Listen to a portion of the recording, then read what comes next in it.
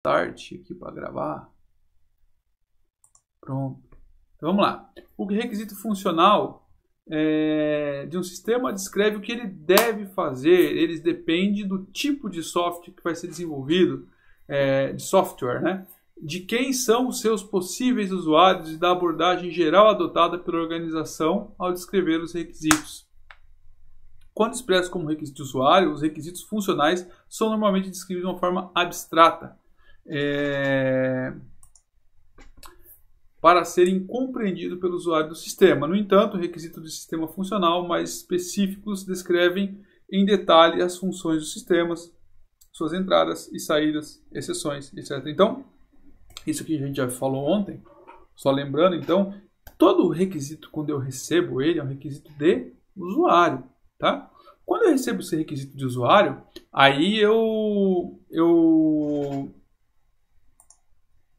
escrevo os requisitos funcionais e os não funcionais, nós vamos ver daqui a pouco o que a partir dele, tá? Então, eu tiro do requisito do usuário, dos requisitos de sistema, separo o que é requisito funcional e não funcional. E por que isso? Porque tem coisas que vão depender de mim, de desenvolver no sistema, que são funcionalidades do sistema. Tem coisas que o sistema deve possuir, mas não são funcionalidades do sistema, que não é do core, do mote principal do sistema, tá? Então vamos lá. Beleza, então requisito de usuário, requisito de sistema, requisito funcional. Hein, pessoal? Lembrando que um requisito de usuário, eu vou tirar requisitos funcionais e não funcionais, tá? Que ele é um requisito abstrato, certo? Então ontem a gente deu, alguém deu a colaboração falando, eu não me lembro se foi o Paulo ou se foi o Vinícius, falando de impressão, que fez um software de impressão. É bem isso. Então ele fez a função dele, mas dependia de uma infraestrutura que era um requisito não funcional, que não atendia, tá? Então, é sempre bom a gente ter isso em mente. Beleza?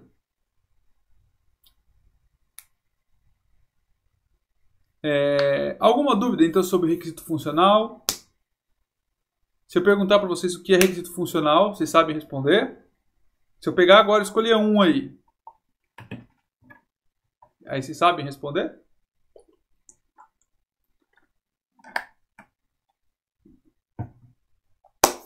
Hein, pessoal? Eu caí, será? Ah. Alguém se manifeste, por favor? Prometo não perguntar. Então fala para mim. O que para você é o requisito de usuário?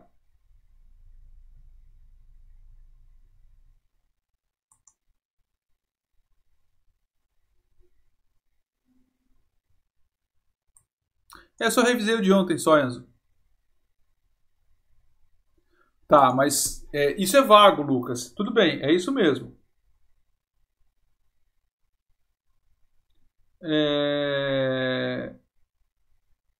Não, mas tá certo, pessoal. É isso aí. O Lucas falou o seguinte, ó, o que o usuário pede é isso. Só que eu não posso descrever isso de uma forma tão simplista, tá? Por que não? Porque então, Lucas, é mais ou menos isso, tá vendo? Por isso que eu falo para vocês, a gente tem que interagir para a gente poder amadurecer na conversa. É isso aí. Olha só. O requisito de usuário é o que o usuário pede. Perfeito. Mas não é só assim. Quer dizer, o requisito de usuário é a necessidade que ele está te expondo de uma forma, de uma maneira, de uma linguagem informal. E é importante eu citar isso, tá? Porque ele não serve como um documento de requisito. Entende? Ele serve como um apontamento de requisito. Isso, então o Paulo falou, olha, tem que se analisar se o que ele está dizendo ele é válido ou não é, para poder manter o sistema de forma efetiva. É isso. Então, ele está me fazendo uma indagação, ele está me falando, me passando uma necessidade dele, numa linguagem que ele conhece, uma linguagem abstrata, que é bem de alto nível. Quando eu falo alto nível, é porque está bem acima da nossa camada técnica. E aí, eu vou ter que pegar isso, interpretar, entender isso e passar para diante de uma forma mais específica, entender exatamente o que ele precisa, tá? Faz toda a diferença a forma como eu falo as coisas. né? Então, ontem uma pessoa estava vendo um carro da Tesla e aí ele falou, nossa, ele faz 100 quilômetros em 4 segundos. Aí eu falei, ó, impossível, não tem carro que faça 100 quilômetros em 4 segundos. Ele falou, não, tem, tá aqui, olha aqui a reportagem, tem sim. Eu falei, não tem carro que faça 100 quilômetros em 4 segundos. Aliás, não tem nenhum veículo que faça isso, né? Ah, não, é porque ele pega 100 quilômetros em 4 segundos. É diferente, né? Ele atinge a velocidade de 100 quilômetros em 4 segundos, não porque ele pega, né? Então é diferente. Isso, Guilherme. Percebe como a forma de colocar muda. Quer dizer, a pessoa que falou isso, ela sabia o que ela estava falando e ela tinha certeza que ela estava falando a coisa certa e ela até estava certa mesmo. Mas a forma como ela falou, na hora eu já entendi o que ela queria dizer. Mas muda completamente a interpretação. Quando você pensa nisso friamente, né? Então é claro que eu tinha entendido o que essa pessoa estava me dizendo. É óbvio que eu tinha entendido. Mas eu já falei, ó, não existe veículo que faça essa velocidade na Terra. Não, existe, o Tesla faz. Não faz, não vai fazer, né? Mas eu já tinha entendido, eu falei isso para aguçar mesmo, para mexer, para cutucar, para a pessoa entender que não existe. Mas isso que eu quero dizer para vocês é exatamente, então a forma de dizer muda bastante. Então, quando eu penso no requisito de usuário, ele está falando para mim em alto nível uma necessidade que pode gerar muitas funcionalidades do sistema, isso de forma abstrata, de forma de alto nível. Entenderam? É importante eu destacar isso. Tá? É importante. Então, por quê? Porque uma necessidade do usuário de alto nível pode trazer diversas funcionalidades diferentes para o sistema. Tá? Pensa só que vocês são engenheiro civil e eu quero construir... Oi? Fala, Arthur. Eita. Cara, eu acho que o Hangouts não aguenta a sala de vocês.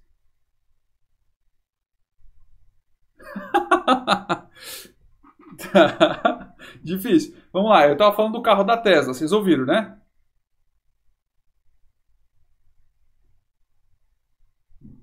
Isso, então. Então, a forma como você expressa é importante. Então, é importante lembrar que quando a pessoa fala um requisito de usuário, ela fala em alto nível, isso pode gerar diversos requisitos funcionais, tá? Isso pode gerar diversos requisitos funcionais. Então, eu tenho que interpretar isso e eu tenho que dizer isso. Então, um requisito de usuário é um requisito dito em alto nível, um nível bastante abstrato, certo? Requisito de sistema, então, é mais detalhado. Um requisito de usuário, assim como os requisitos de sistema, um requisito de usuário pode trazer diversos requisitos funcionais e também não funcionais. Então, por exemplo, vocês estão me ouvindo, né? Por exemplo, imaginem que vocês vão construir uma casa, vocês são engenheiros, e eu sou o cara que está contratando vocês para desenvolver a casa para mim. Tá? E eu falo para vocês o seguinte, olha, isso é um exemplo de um requisito de alto nível. Eu preciso de uma área de lazer.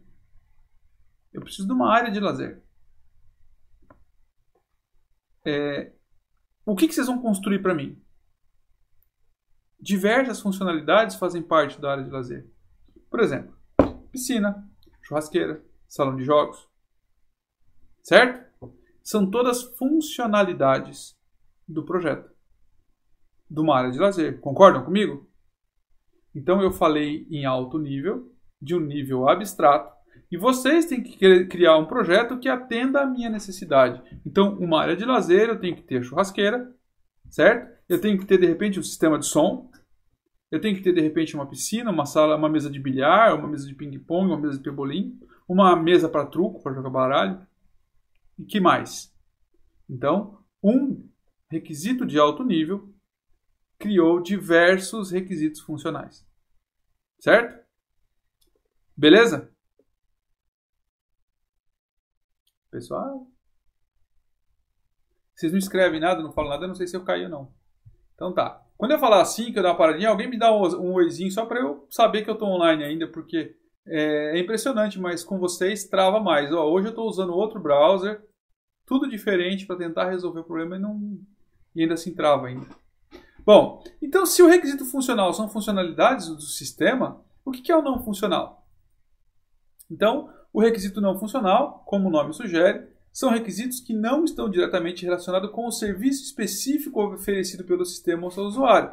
Ele pode estar relacionado às propriedades emergentes do sistema, como confiabilidade, tempo de respostas, ocupação diária. Uma alternativa a esse cenário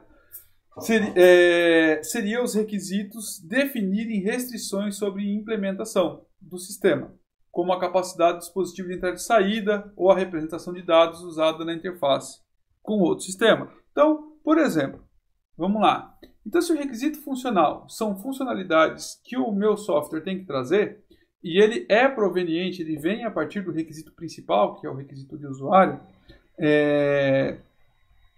e o que são não funcionais, então? Por exemplo, a impressora é um requisito não funcional.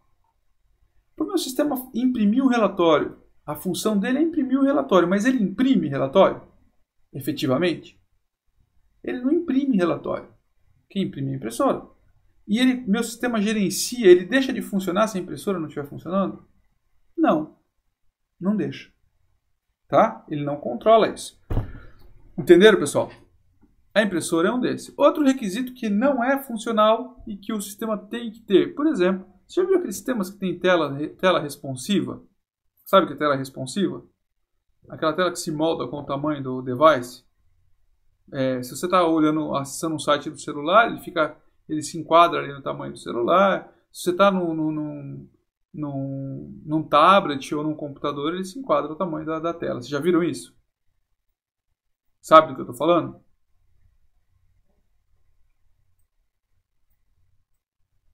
Isso. Então, veja, ser responsivo não é uma funcionalidade que eu desenvolva. Eu vou usar uma tecnologia, uma ferramenta de alguém e vou colocar ali no meu sistema, mas não é uma funcionalidade do sistema. Por exemplo, um e-commerce, ele é responsivo, mas não é a funcionalidade dele ser responsivo, faz parte da usabilidade dele, tá? Ser bonito, ser feio. Então, tudo isso faz parte da usabilidade, são requisitos não funcionais. Beleza? Aí eu desenhei aqui um diagramazinho que fala sobre os requisitos. Então, requisitos não funcionais. Requisitos não funcionais. Requisitos do produto. Então, quando eu falo do produto, tá? Eficiência, que está ligado à usabilidade, confiança, né? Que aí, então, ó, só para seguindo aqui, vocês estão vendo minha tela aí, né? Então, ó, quando eu falo de requisito do produto, tá? Então, usabilidade, eficiência. Quando eu falo de confiança, então eu estou falando de desempenho, de espaço, certo? Proteção. Proteção, eu estou falando de tudo. Estou falando que ele é ele é seguro em relação à invasão externa, ele é seguro em relação à falha, tá? Quando eu falo de requisito não funcional organizacional, então eu estou falando de ambientais, de ambiente mesmo, operacional, né? De desenvolvimento. Então, por exemplo, eu vou usar uma tecnologia para desenvolver um projeto que consome energia demais, que a operação dele é complexa ou é mais fácil, a habilidade de desenvolvimento de uma determinada tecnologia, um banco de dados específico, uma linguagem específica, são requisitos não funcionais.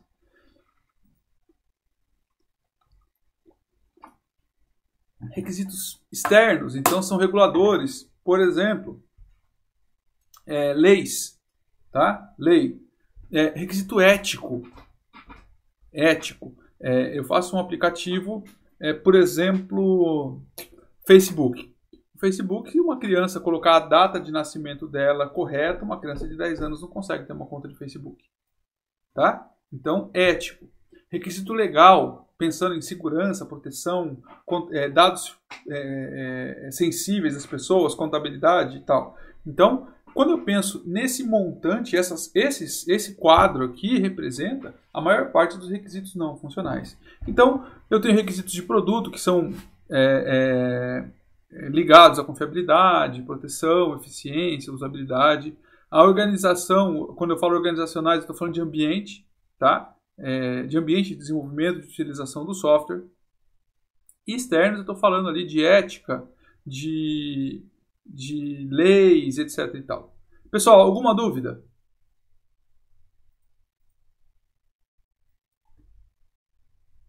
Alguém?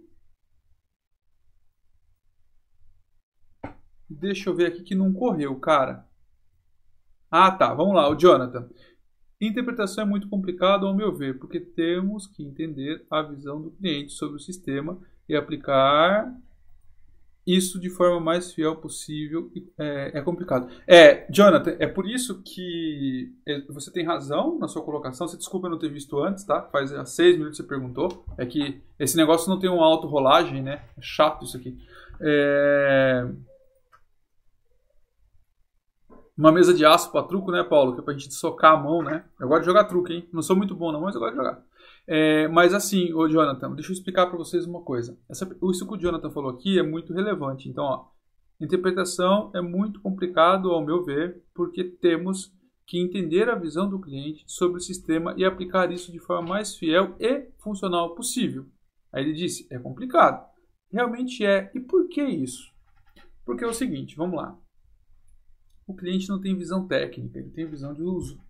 De novo, o padeiro sabe fazer pão, sabe vender pão, ele sabe fazer uma torrada genial. Mas, cara, e ele controla o estoque do jeito que ele sabe, do jeito que é confortável para ele. E às vezes você não consegue colocar isso exatamente igual no sistema. Às vezes você nem é tão peculiar, é tão pessoal dele, que você não consegue pôr isso no sistema. E daí? Entenderam? Fica complicado, bem complicado, tá? E é por isso que eu falo para vocês que essa matéria, e não estou puxando a sardinha para o meu lado, ela é uma das mais complexas que tem, porque ela parece simples ao ver assim, por que eu tenho que classificar requisito? Isso é uma bobeira, é só perguntar para o cara o que ele quer e ponto. Mas não é bem assim. Não é bem assim. Por quê? Porque é complicado. As pessoas não sabem o que elas querem, elas não sabem dizer o que querem. O cara vai falar para você exatamente o que fala ali. Ó, o exemplo que eu dei, né? Eu quero uma área de lazer na minha casa. Mas será que eu tenho dinheiro para pôr uma piscina? Será que eu tenho dinheiro para pôr a mesa de aço que o Paulo falou ali para jogar truco? Eu não sei. Como que o engenheiro vai saber? O engenheiro não sabe, né? Não tem essa... Então, entender esse tipo de coisa é importante. Por quê? Porque, afinal de contas, a gente vai ganhar dinheiro entregando um produto para o cliente que seja um produto de qualidade. E o que é um produto de qualidade? Produto de qualidade é o produto que atende a necessidade dele. Tá? Beleza, Jonathan? Aí o Nicolas falou que minha casa seria uma mansão, né? Resumindo, que teria piscina e tal. Não, às vezes não. Aí o Guilherme perguntou se desempenho é um exemplo. Exemplo de requisito não funcional, Guilherme? É isso? É sim. Desempenho é um exemplo de requisito não funcional. Tá? Ele tem que ser... tá aqui, ó. Nesse quadradinho aqui, ó. Requisito de desempenho. Ele tem que ser rápido. Tá? Aí o Paulo falou que dá um resize. A questão de requisito mínimo de um PC seria algo não funcional? Não funcional. Veja, eu desenvolvo um game e falo o seguinte, para rodar esse game eu tenho que ter tanto de memória, tanto de processador, tanto de disco e uma banda larga de tanto. É a função do game prover isso? Não. Essa é uma função do hardware. Ele usa isso para trabalhar. O meu sistema como um todo, lembra do conceito de sistema que eu falei para vocês? Quando eu penso no meu sistema computacional, inclui o hardware. Tá? Mas para o meu software rodar, então eu preciso ter um determinado requisito de hardware. Certo, Paulo?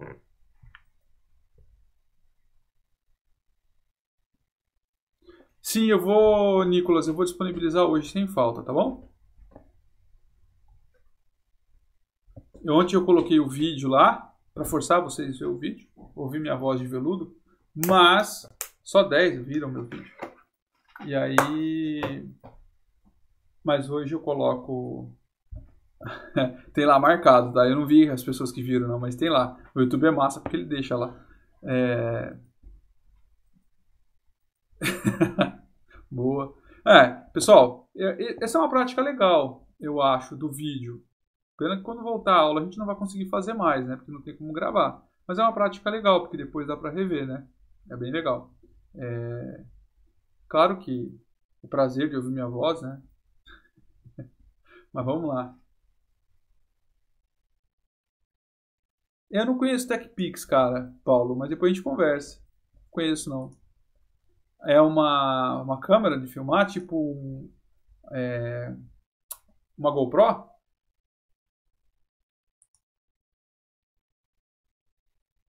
Eita! Ah, tá. Aquele negócio tipo de Polishop ali. Beleza aqui, pessoal? Deixa eu gerar já o PDF então disso aqui para pôr lá para vocês.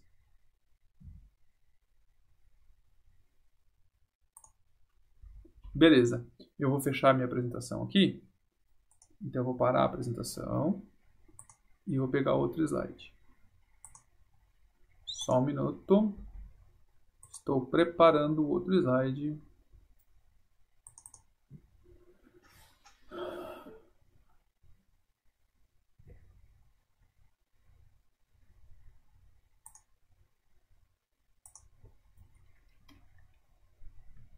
Tá, eu vou continuar, como eu disse para vocês, falando da mesma coisa, mas com outras abordagens, porque eu acho importante a gente fazer isso, tá?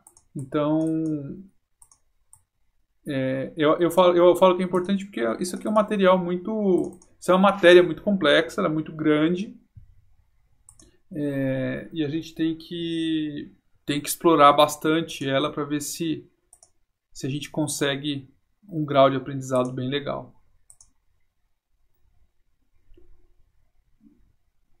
Estão vendo minha tela aí? Requisitos de software.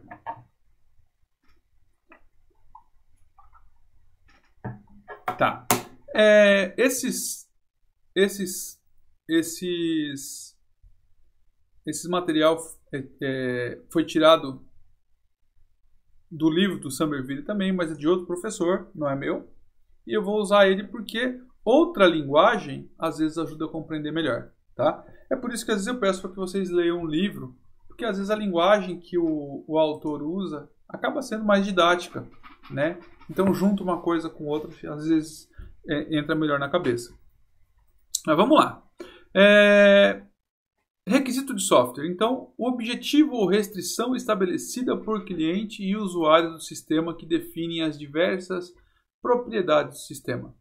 Condição ou capacidade necessária que o software possui, para que o usuário possa resolver um problema ou atingir um objetivo, para atender às necessidades ou restrições da organização ou de outros componentes do sistema. Aí os requisitos do sistema são classificados em funcional e não funcional. Então, vamos ver aqui, vamos resumir isso que falou aqui. O requisito, então, são objetivos ou restrições estabelecidas por clientes e usuários a um sistema que define as diversas propriedades do sistema. E eu tenho algumas outras propriedades ou restrições sem ser o cliente que estabelece.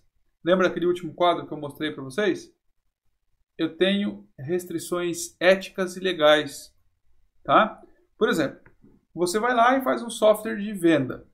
Esse que usa no caixa de supermercado, de posto de gasolina, esse tipo de coisa. E aí você permite que o cara faça a caixa 2. Certo? Ou seja, ele emite... Você chega no mercado, o cara nunca pergunta se você quer nota ou não. O máximo que ele te pergunta é se você quer o CPF na nota. Certo? Aí o que acontece? Você permite que o cara faça uma venda sem nota fiscal. Isso tem uma restrição legal. A responsabilidade disso passa a ser sua e não do cara que está vendendo. Você permitiu que ele fizesse a venda sem emissão da nota fiscal.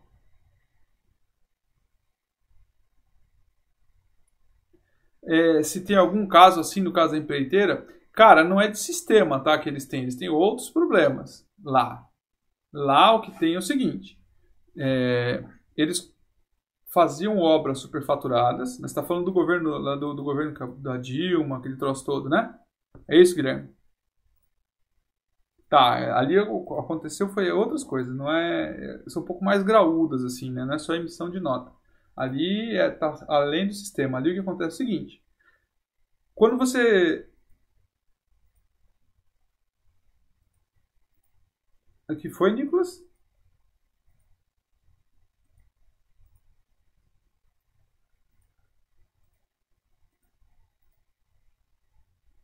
Ah, você tá brincando, né?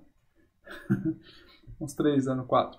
Bom, enfim, é, foi da Dilma, do Lula lá, aqueles casos das empreiteiras, do Odebrecht. É isso mesmo, né, Guilherme? Não tô perdido, não, né?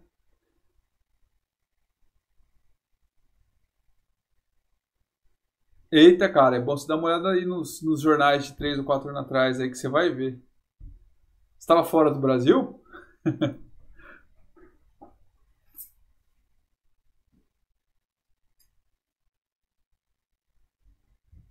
Ah, você não viu que a Dilma foi. Bom, enfim, depois tem que dar uma pesquisada, Nicolas. Vamos lá. O que aconteceu? Ali, o que permitiu isso, o que permitiu ali, não foi um sistema de computador, tá? Foi um sistema que eles criaram. Então, lembra de novo do conceito de sistema. O conceito de sistema é um pouco mais abrangente do que simplesmente um sistema de computador. Várias vezes eu usei. é, Valeu, Paulo. Ô, Nicolas, dá uma olhada nesse link aí que o Paulo mandou. É, O sistema ele é muito maior do que um sistema de computador. Então, várias vezes na aula ali, na aula presencial dentro da faculdade, eu falava do sistema de freio de um carro, por exemplo, né? Que ele contempla várias coisas, desaceleração do motor, é um jogo de pastilhas que freia um disco, é um pneu que para, arrefecimento, sensores e tal. Então, é um sistema que são vários componentes trabalhando para executar uma funcionalidade, tá? Que é parar o carro. Bom, o objetivo, né, que é parar o carro. E no caso das empreiteiras, o que aconteceu foi que eles inventaram um sistema para burlar o caixa 2, os caixas de partido, e aí fizeram o caixa 2, criaram planilhas eletrônicas que controlavam dinheiro de propina, mas isso é outra história, tá? Isso não tem nada a ver com isso que nós estamos falando aqui. Quando eu falei do caixa 2, por exemplo, você imagina numa empresa que você, por lei, tem que emitir nota fiscal, tá? Vamos lá. Por lei, toda venda que eu faço tem que emitir nota fiscal. Por que uma empresa quer um sistema que faça a venda? Porque ela quer controlar o estoque dela, certo? Então, o governo vai lá e coloca uma lei. Olha, toda vez que você vender, beleza, você vai baixar o estoque, mas você vai ter que emitir nota fiscal. A nota fiscal vai garantir para o governo o quê? O recolhimento de impostos, certo? Bom, aí o Paulo vai lá e faz um sistema que permite que eu faça a venda sem a emissão de nota. Com isso, se o cara fez o sistema sem emissão de nota, o que acontece? Eu permito que o cara faça a venda sem recolher impostos. Olha que legal. É nesse sentido que eu estou falando. Não recolheu imposto, aquele dinheiro do imposto fica para o cara, para o lojista, e não recolhe imposto, o governo não recebe. Né? Beleza? Sonegação. Então, esse é um aspecto legal. Por que eu estou abordando isso? Eu estou abordando isso porque, olha lá, requisitos, objetivos ou restrições estabelecida por clientes e usuários do sistema que definem as diversas propriedades do sistema. Então, às vezes, não é nem o cliente, às vezes é uma questão legal, tá? Ok? Tem um esquema disso aí, falando dessa corrupção, né? Só para vocês saberem, nós estamos vivendo agora o coronavírus. O que isso tem a ver lá com o governo do Lula, da Dilma? Bom, teoricamente nada. Mentira. Se vocês pesquisarem, nos últimos 10 anos o Brasil perdeu 350 mil leitos de UTI no SUS. Tá? Gente, Maringá tem 350 mil habitantes. Nós perdemos uma Maringá inteira de leitos por conta da corrupção. Corrupção do governo deles. Só para vocês entenderem o quanto isso aflige a nossa vida no dia a dia. Tá? 350 mil leitos. Se alguém quiser depois ler a reportagem, eu tenho o link aqui, eu passo para vocês. Só pedir, tá? Depois eu até posto aqui, eu abro o WhatsApp e posto aqui o link aqui. É absurdo. É absurdo, absurdo, absurdo.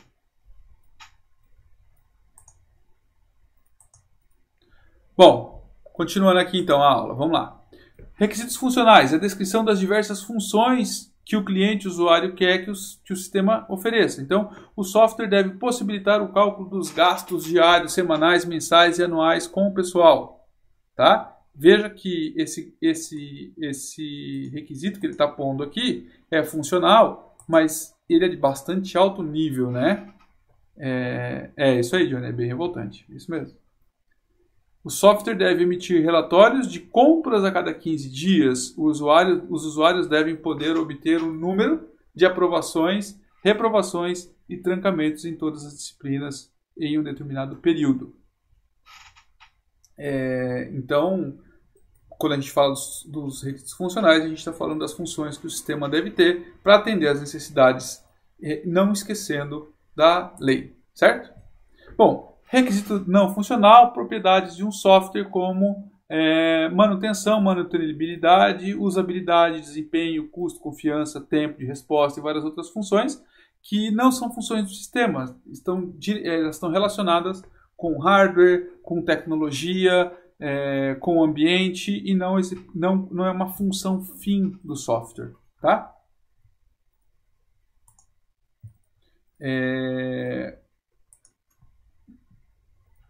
Exemplo, a base de dados deve ser protegida para acesso apenas por usuário autorizado.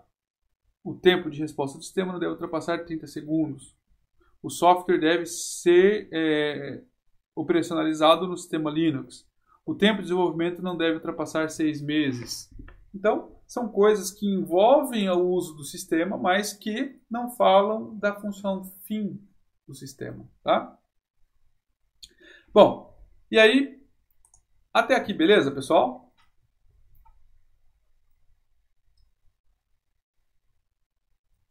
Espera aí só um pouquinho. Estou abrindo o WhatsApp aqui só para vocês verem aquilo que eu falei. Tá, beleza. Bom, mas agora que eu já sei o que é requisito de usuário, requisito de sistema, agora que eu já sei o que é requisito funcional e não funcional, como eu devo fazer para escrever isso? Como eu faço para escrever requisito? Né?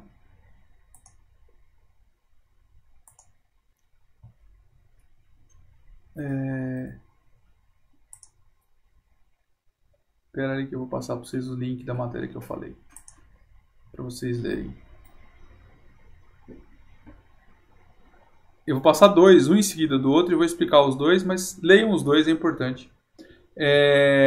Então, como que eu descrevo os requisitos? Ah, tá aqui, ó. Esse primeiro link que eu estou passando para vocês é a reportagem. Ela não é de hoje, ela já tem uns dias, mas que fala dessa perda de 350 mil leitos que o governo federal perdeu e era do SUS. Eu estou passando aqui no chat da aula mesmo. E esse segundo é o efeito disso.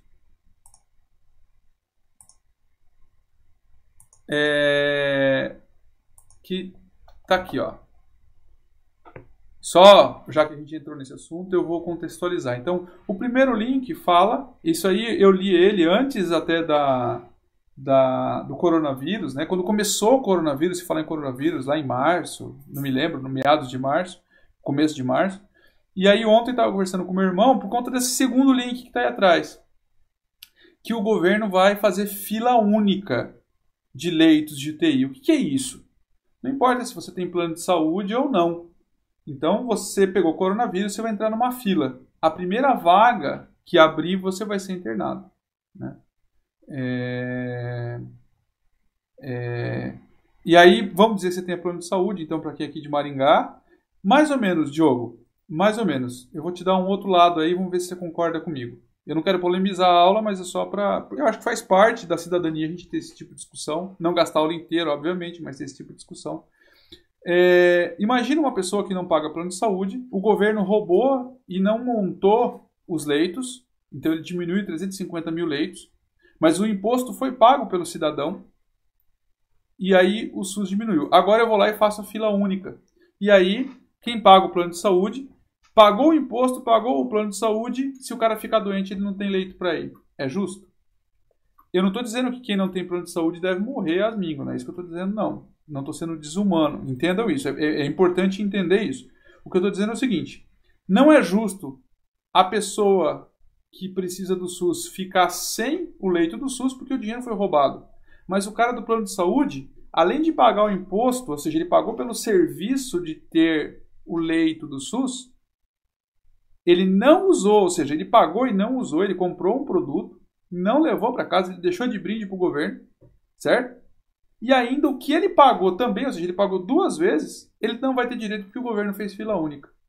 Então, é justo para com o cidadão, porque o governo roubou o dinheiro que o cidadão pagou imposto e o SUS não tem o leito, mas é injusto com o cara que pagou o plano de saúde, que pagou o hospital. Entendeu, Diogo, meu ponto de vista? Veja que eu não estou dizendo que quem não tem plano de saúde tem que morrer sem atendimento. Não é isso que eu estou dizendo. Eu estou dizendo o seguinte, é que apesar disso parecer justo, ele é injusto com algumas pessoas. Com quem pagou o plano de saúde. Entenderam? Entenderam, pessoal? É complexa a situação. É claro que a vida é importante.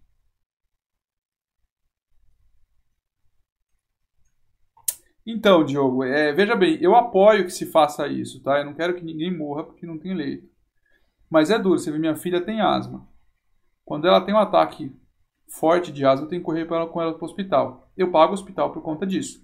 Porque se ela tiver um ataque de asma,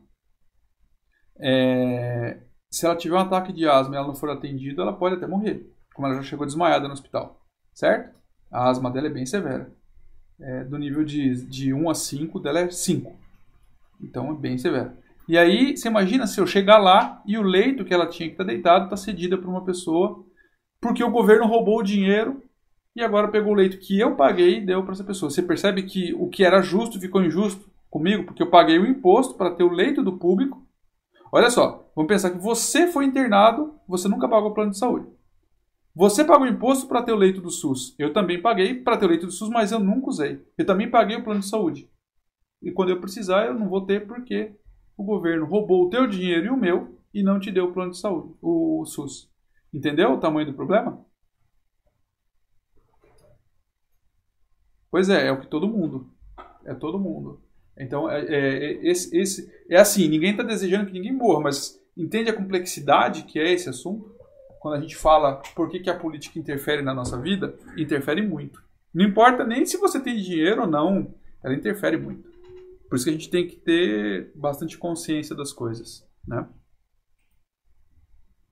E aí tem muita gente que fala, mas não tem prova que o fulano roubou e tal, não sei o quê. De novo, não quero polemizar, mas tá aí o resultado, né? Mas vamos lá, continuando aqui. Então, como que eu descrevo os requisitos? A especificação do requisito deve ser completa.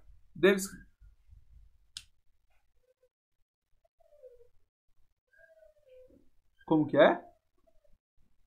Aí se volta com a pergunta, tem prova que não? Na verdade, assim, né? Eu acho que foi... Tem um... Agora eu não lembro se foi Salomão, quem que foi, né? Tá na Bíblia isso. Que uma pessoa não precisa ser honesta, ela não precisa ser só honesta, né? Ela precisa parecer ser honesta, né? Enfim, são conceitos. Eu li uma frase semana passada que eu achei muito legal, que o Brasil é um país maravilhoso dos políticos, né?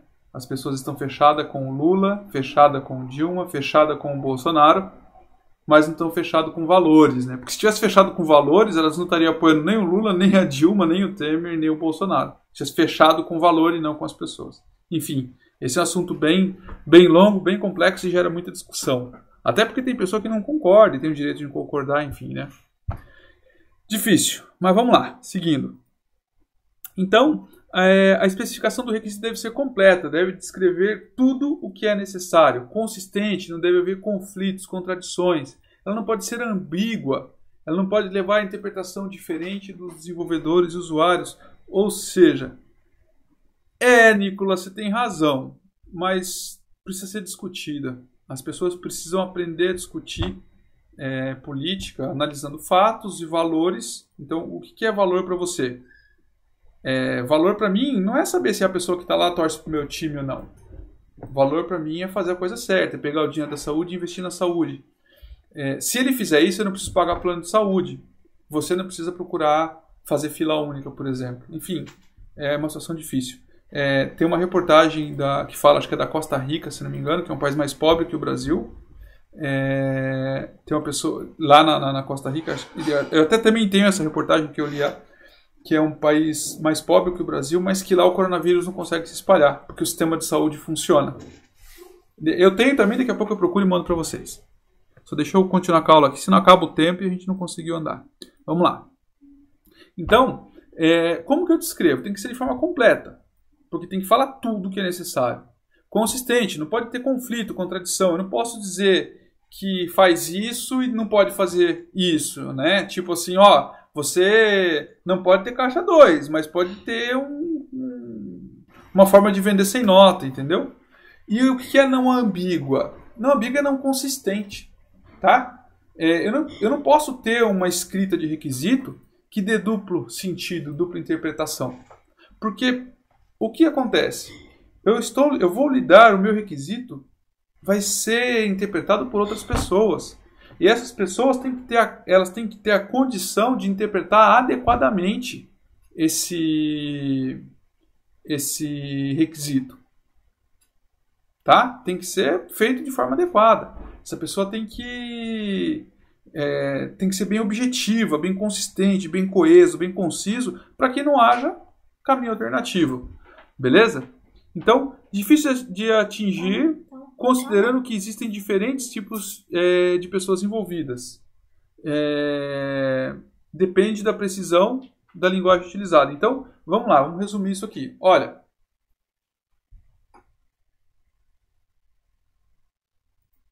sim, eu vou dar exemplo sim, Lucas, fica tranquilo.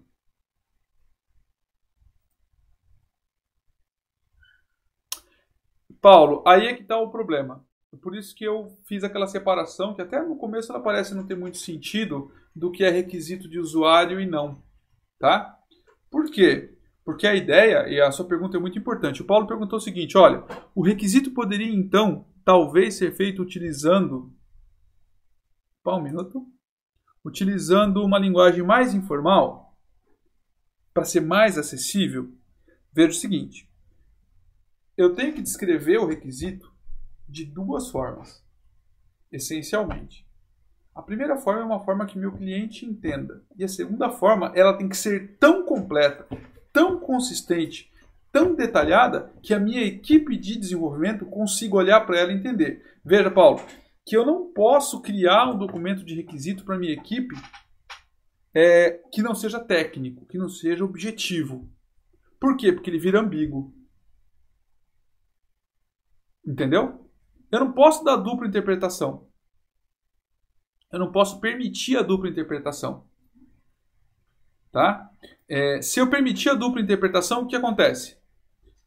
Possivelmente, se eu permitir a dupla interpretação, possivelmente vai acontecer o quê?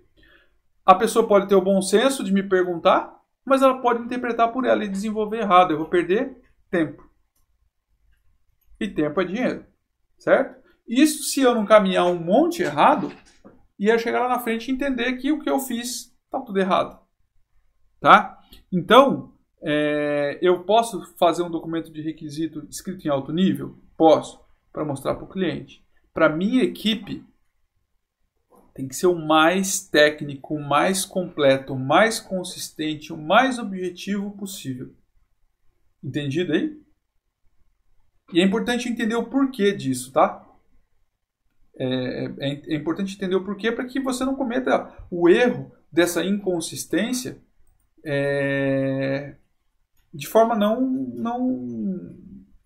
como falar assim, não proposital, né?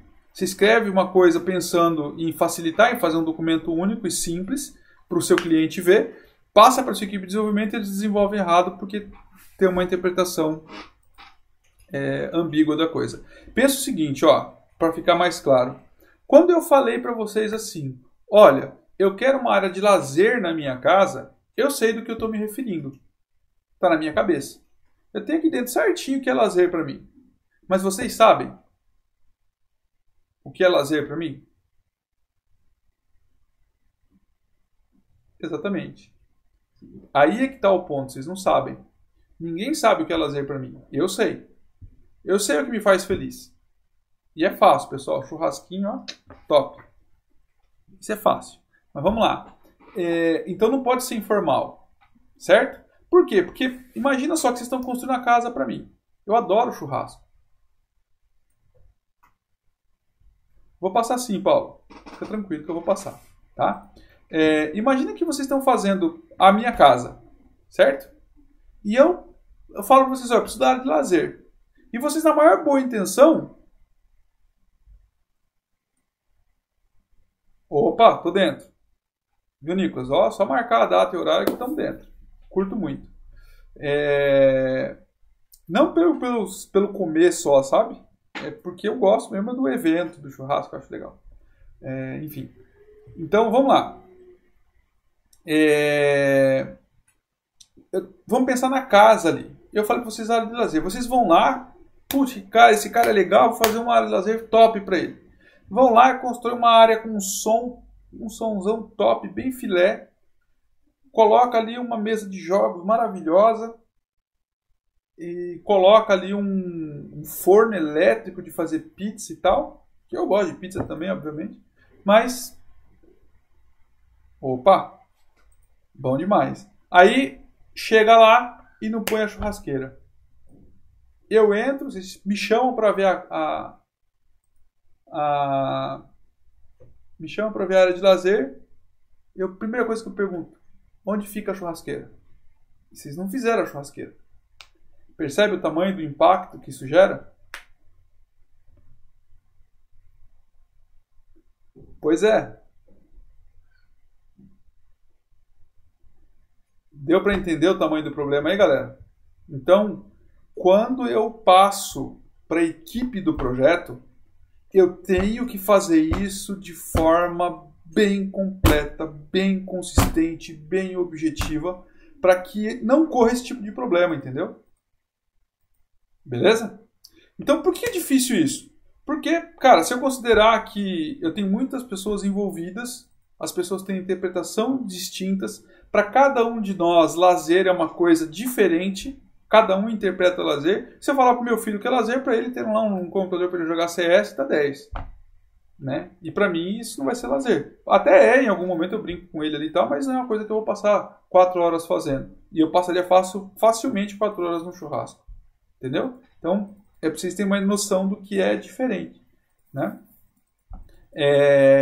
E aí, então, depende da precisão da linguagem. Tá? Pessoal, é importante escrever bem. Tá? Eu não estou falando só de erro de português, não, de grafia, de ortografia, não. Estou falando de escrever bem, de saber escrever, colocar a palavra certa no lugar certo, na hora certa. Tá bom? Beleza, até aqui, pessoal? Conseguiram captar aí a essência do que eu quis passar?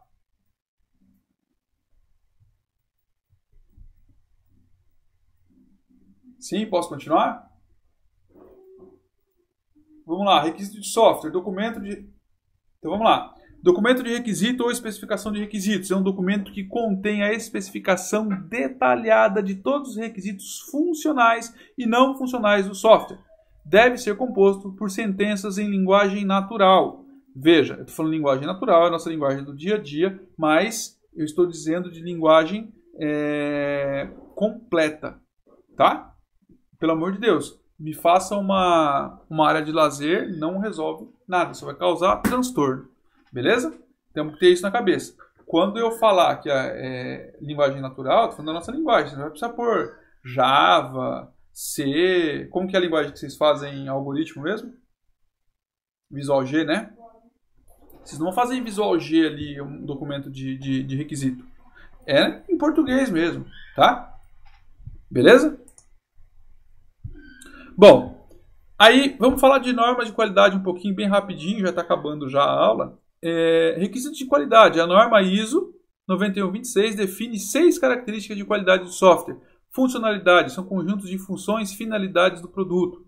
Usabilidade, esforço para utilizar e aprender o produto. Então, o que é funcionalidade? São um conjunto de coisas que ele faz, certo? São problemas que ele resolve, são funcionalidades que ele possui. Usabilidade é o esforço que eu tenho para aprender a utilizar ele, tá? Confiabilidade é a frequência de falhas que ele possui e como ele se recupera. Eficiência, o desempenho, performance. Manutenibilidade, esforço necessário para modificar, para dar manutenção, para corrigir. Portabilidade, capacidade de transferir o produto para outros ambientes. Poxa, hoje eu vivi uma situação. Eu acabei de montar um servidor para um cliente, está bonitinho, funcionando. Podemos montar outro? Mudar para outro lugar? Eu achei um cloud mais barato. E se o ambiente que eu fiz for muito robusto, quando eu falo robusto, eu não estou falando de forte, estou falando assim muito complexo, difícil de dar manutenção, como que eu faço para levar isso para outro lugar? Perceberam? É problemático. Tá? Vamos lá. engenharia de requisitos.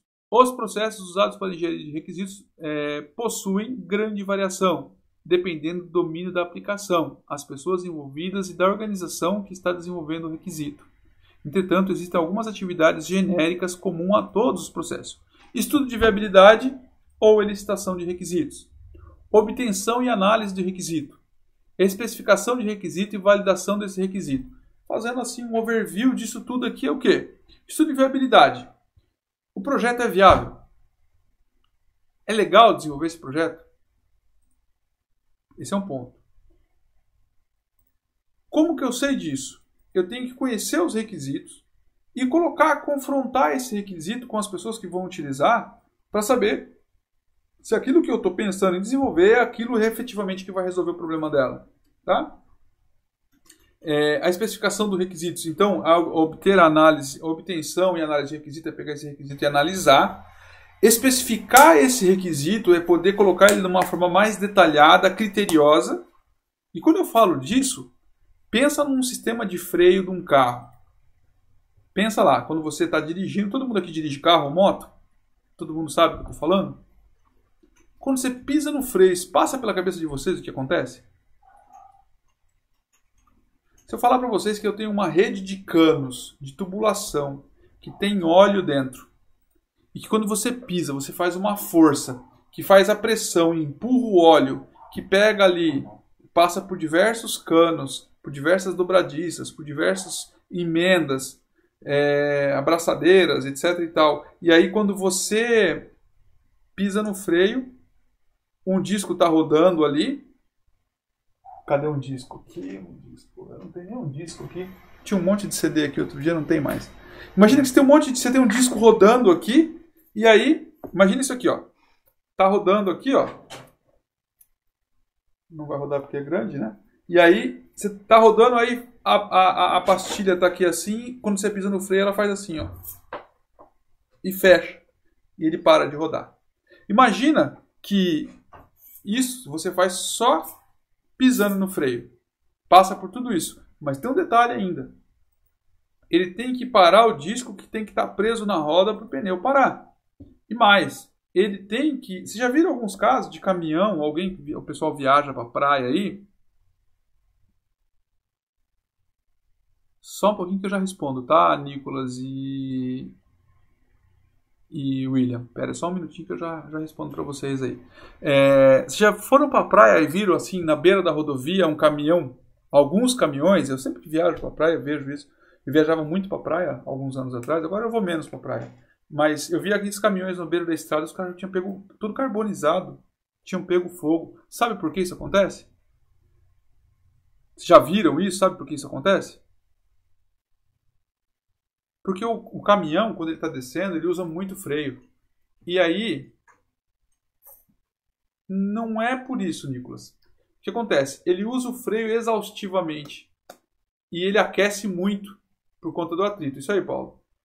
o disco, a lona, aquece muito. O que acontece? Como ele não arrefeceu, ele não resfriou o suficiente, ele acaba pegando fogo e põe fogo no caminhão.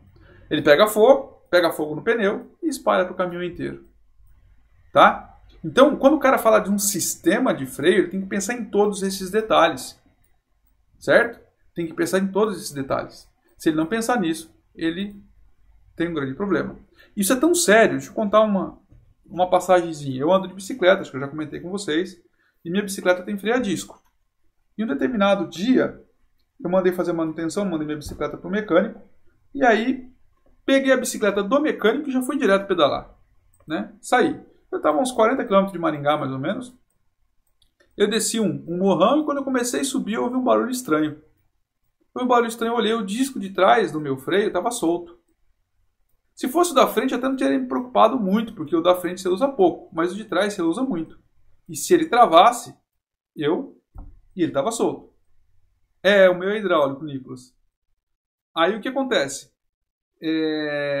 Quando eu vi aquilo, eu fiquei desesperado, porque eu tinha acabado de descer uma ladeira muito íngreme, muito longa, né? E eu podia ter me quebrado inteiro. Conclusão dos fatos, né? Peguei, esperei ali o disco de freio esfriar e apertei ele. Mas eu não tinha a chave apropriada, enfim, a chave é difícil, tá? E aí, o que aconteceu?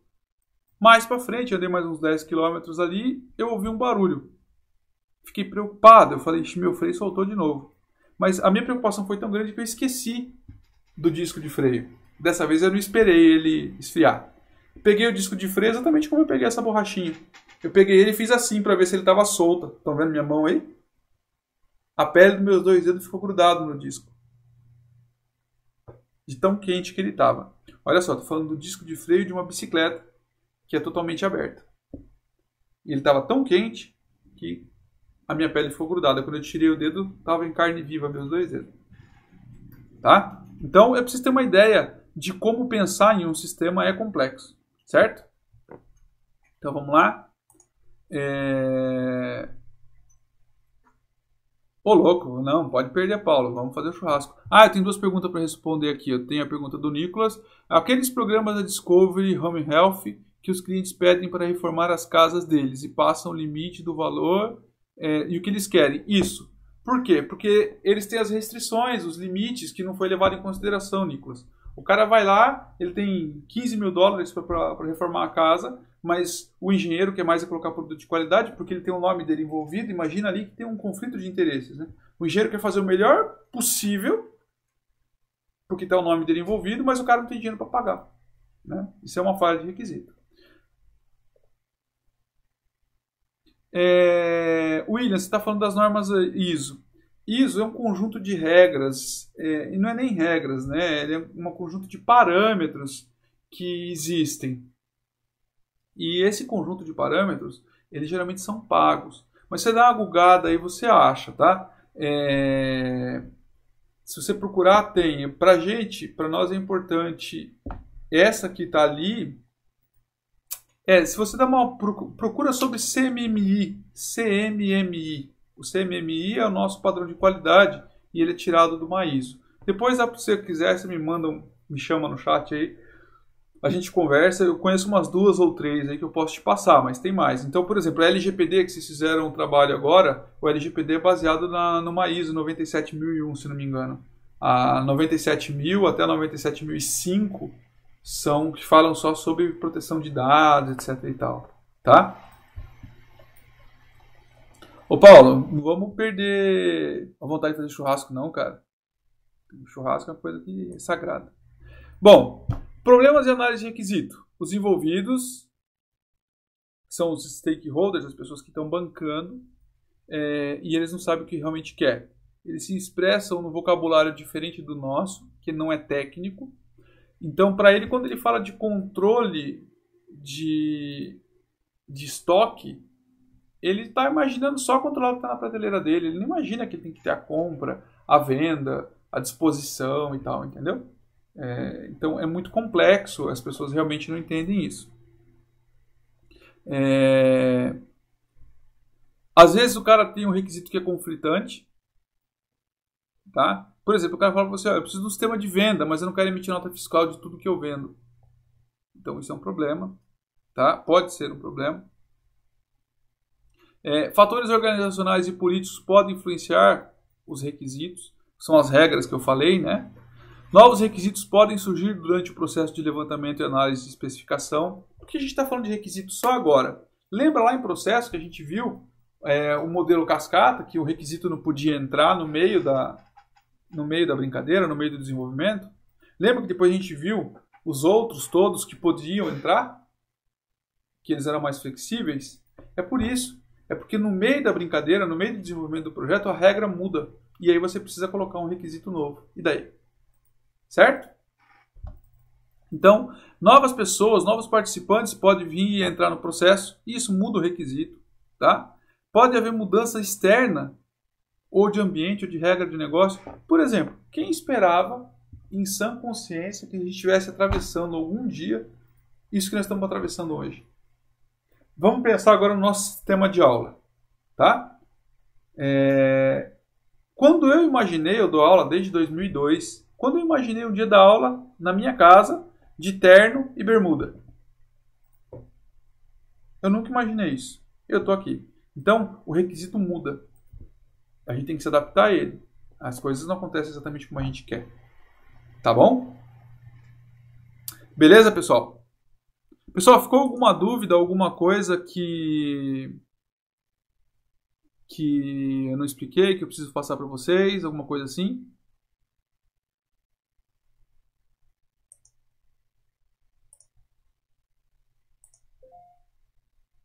Tá.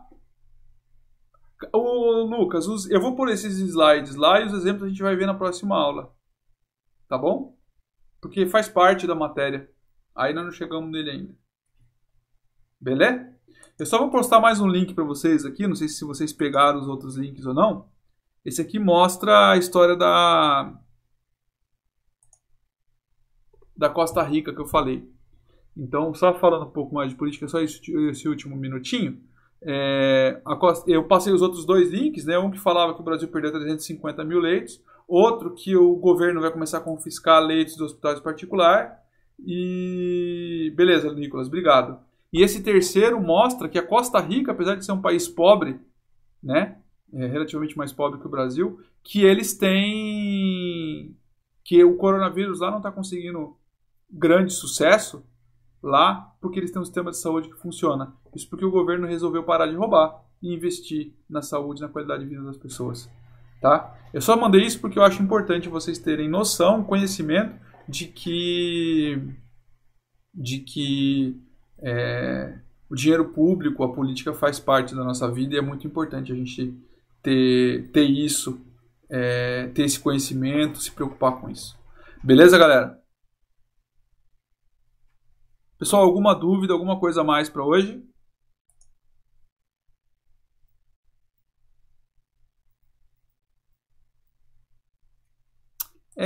Você tem razão, Diogo, e tem mais um problema junto às pessoas, né? Você pensa o seguinte, ó, hoje, comprovadamente, 30% dos brasileiros são petistas. Petistas. E não importa o que o Lula roube ou faça, a Dilma, eles são petistas. 30%. 30% das pessoas são bolsonaristas.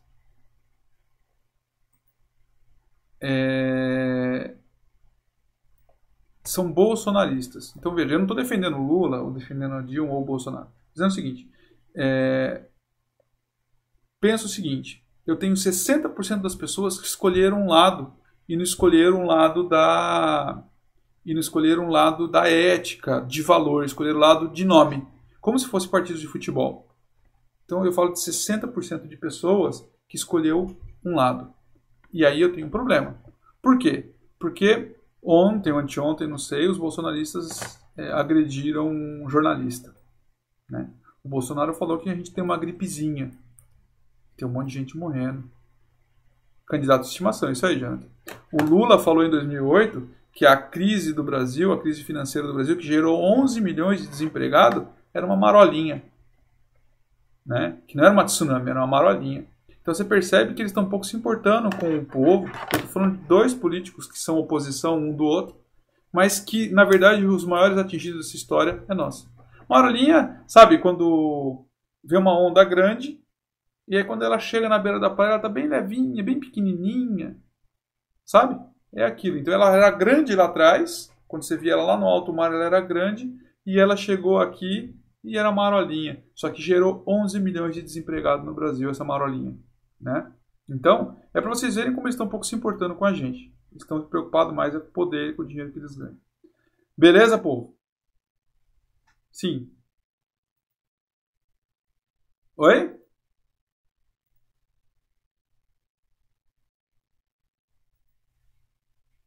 Exatamente. Tem que se preocupar com o valor e não com as pessoas. Esse é o ponto, né? Exato. Nós estamos aqui, né, pagando imposto, vivendo disso, né? Se a gente precisar de hospital amanhã, não importa se tem plano de saúde ou não, você quer um leito para ir, né? É isso aí, Diogo. Né? Esse é o ponto, é exatamente isso. A gente tem que começar a se preocupar com o valor das coisas e não com o nome que elas têm, né? Mas enfim, o brasileiro é um povo completamente diferente de tudo porque a gente ainda dá valor, a gente julga a pessoa pelo carro, pela roupa que ela usa. Esse é o problema. Se o cara usa uma roupa Lacoste, ele é bonito.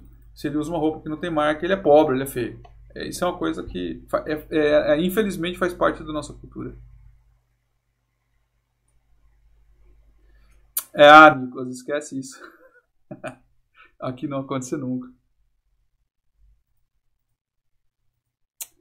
Jonathan, na verdade, assim, a gente vive justamente isso. E parte dessa culpa é nossa, do povo. Porque a gente coloca o povo, esses caras lá e não cuida, né, e não cobra deles. Esse é o grande problema. A gente tinha que ter mais cuidado em provar, em cobrar desses caras, né? Pior é o que está por vir, eu concordo com você, Diogo. Eu acho que a situação que vem por aí é pior ainda.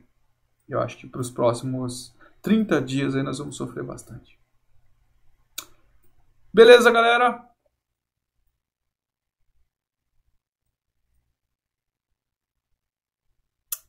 Cara, deixa eu parar a aula aqui, peraí que eu tô